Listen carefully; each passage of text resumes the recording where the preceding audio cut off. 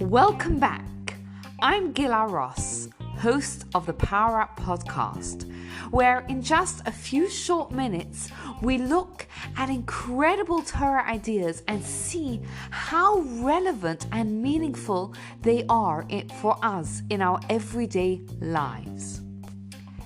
And in this episode, I want to share something so profound that happens at the Seder table, but that we so often miss. How would you sum up Torah ideology? How would you sum? I didn't use Judaism, the word Judaism, because sometimes that can be construed as a cultural thing. But when you think of like Jewish ideology, Torah ideology, how would you sum it up? You mean you haven't spent the past 3 days thinking up an answer to this? Very hard question. It is a hard question. Very, very hard question. The thing is, you can't, I wouldn't label it as anything like how to live in a fair way or anything like that, because some of the laws in the Torah don't have rationale like that, like kashrut. Yeah, there's a whole category of laws that are not rational. Right, we're going off tangent, but you're right. There are three categories of law. There's one which are like moral, ethical laws. There's laws that we don't know the reasons of, and there's laws that also are like, we're called eidut. They're about that we do them because we're bearing witness to something. For example, Passover. We keep Passover because we're bearing witness to the fact that God took us out of Egypt. So thank you, Anna, for telling us what it's not. Does anyone want to venture a guess? All right, now that I have you well and truly stumped, I'm going to stump you just a little bit more before I give you a clue as to what the answer might be. I'm going to suggest that on Passover night, we actually discuss this, but most of us miss it. And the truth is, if you miss it and if you've missed it and you're like thinking, what on earth are you talking about? I've been at a number of Seders in my life and I've never really heard anything about it. I actually never realized it until I read this article that I read a few days ago, which absolutely blew my mind because I thought it was just beautiful.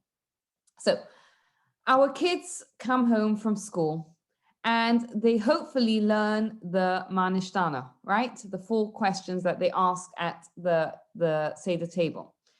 And they ask 4 different questions. Now, we give them 4 answers. And these 4 answers are the answer to why be Jewish. What does it mean to be a Jew? And it's good to actually know that, because hopefully then when our kids they may never ask that, but if they were to ever ask us this question, we could actually point them into the answer. So what are those 4 answers? So the first answer, I think, is the answer that we know. We start by saying Avadim Hayinu. We were slaves, right? We were slaves to Pharaoh in Egypt, and then we detail how God took us out with miracles, with love, right? So that's answer number 1. Then we give a second answer. And we go and we make a point by saying that if God wouldn't have taken us out of Egypt, we would still be slaves nowadays, right? Which is one step further than just saying we're remembering that we were slaves and God took us out with love. Now we're saying that it helped me out because I'm not a slave because of what God did many, many years ago.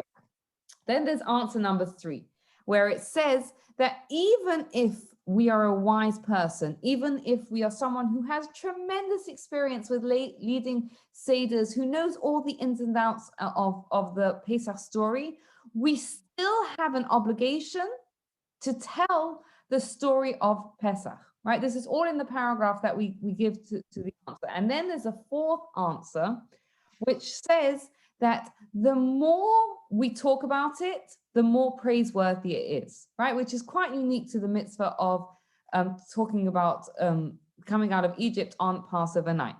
So is that all clear to everyone? Not at all. Yeah. I asked you a question and I gave you some information, but it doesn't really seem to add up at all. It doesn't really seem to answer to us what the ideology of Judaism really is. So let's try and digest it out. So let me ask you a question. If you are doing a mitzvah, a good deed, what might your motivation be? To feel better. To feel better, okay. To see someone else happy. Okay, to help someone else. Martin, To see that they're happy, that you've helped them, like the satisfaction of that they've received your help. Okay. Gila, to let the other person know that you're thinking about them. Okay. What about mitzvot between us and God? What might be the motivation? Some kind of, I don't like the word reward, but some kind of reward. So if we do the right thing, hopefully we'll get good things in our life back. Okay. Okay. So these are all good and valid motivations. What we're saying on Seder night is that the motivation is, we are saying that the pathway to our relationship with God, the pathway to our mitzvah observance should be gratitude, right? The first thing that we're remembering is that we were slaves in Egypt, and God, you are amazing. You brought all these miracles. You took us out with this outstretched hand with loads of love.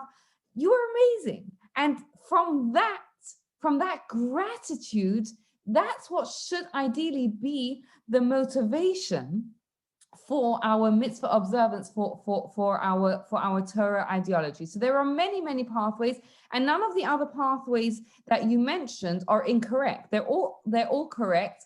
However, the ideal, right, the one to strive for, and also, you know, sometimes if we can incorporate that gratitude into our life, that is the ideal, the pathway to mitzvah that comes from a gratitude to God. God, you did so much for me. What can I do for you? So that's number one. But we then go further and we say, had you not taken us out of Egypt, had God not taken our forefathers out of Egypt, we would still be slaves there today. What are we saying there? We're saying that Torah is relevant to our lives, right? It's not a history book. We're not sitting down at the Seder table to remember a story that happened to an ancient people long ago. We are sitting down because it is relevant to us. And the relevance to us is that if God would not have intervened and taken us out of Egypt, we would still be slaves, whether it would be physical slaves or spiritual slaves. So what we're doing here is not only are we taking that gratitude, but we're bringing it home and we're taking that gratitude personal. And what's interesting is that all of us, I hope, have had moments of joy in our life. Can anyone recall a moment of joy in their life? When you have a baby. Yes, brilliant example. I was gonna say that, right? If you remember that moment when, you know, you have that child and it's like, you know, right, the baby's fresh. It's an incredible moment of joy, right? But as human beings, what happens? We get accustomed to that joy, right? We get accustomed to it. And what the second answer is telling us is that we should try not to. We should try to bring the joy with us. I know it's a little bit hard when that newborn baby turns into a tangerine toddler or a mouthy, you know, preteen or teenager. But still, right, the more we can bring that joy with us. So far we've seen two things. We've seen the pathway, the motivation to our to Torah lifestyle should be one of gratitude, and a gratitude that we bring with us of all those moments of joy that we have in our lives. Now, the third thing that we said that even if we are wise, now this is a bit of a strange one, right? Because if the story of the Passover is just so that we should know what happened, so someone who knows the ins and outs, what's the point of sitting down at the Seder table and telling it again? Any ideas? What could possibly be the point? To remind ourselves to be grateful.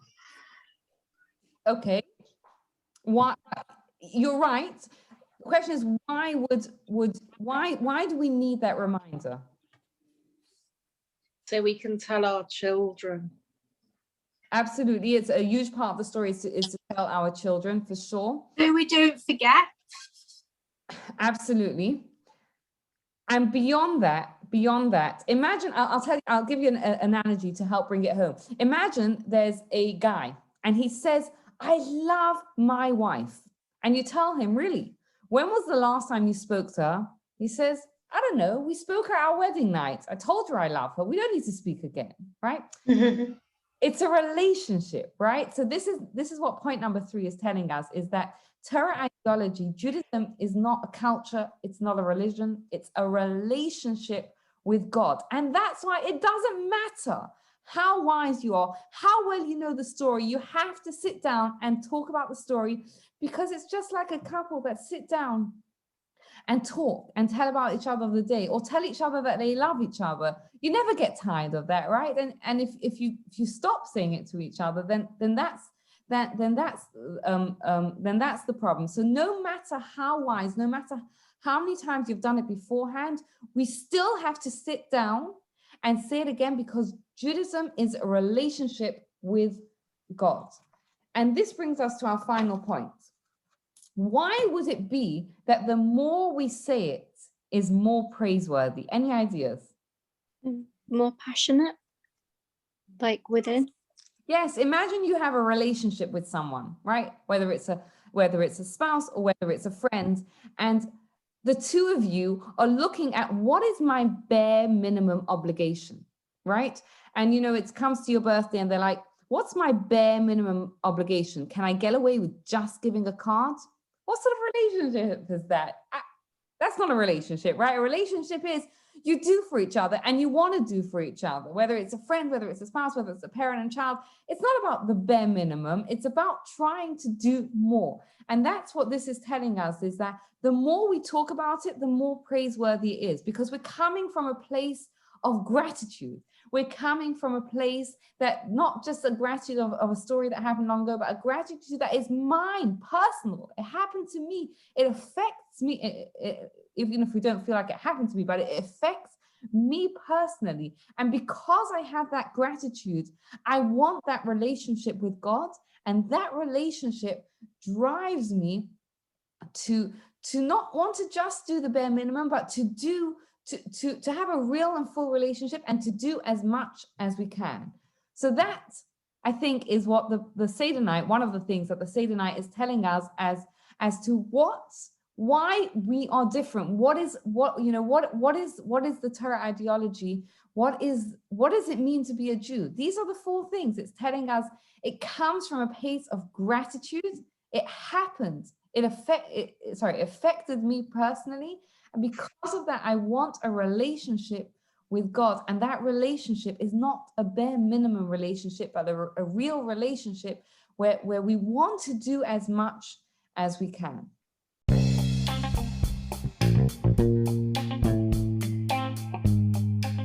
Thank you so much for spending your time and listening. I hope that what you heard can add value to your Seder. I'd love to hear your thoughts and your feedback. You can get in touch with me at Gila Ross on Instagram. And if you enjoyed this podcast, please share the word and like and subscribe so that you hear future episodes. Thank you and have a wonderful, wonderful Pesach.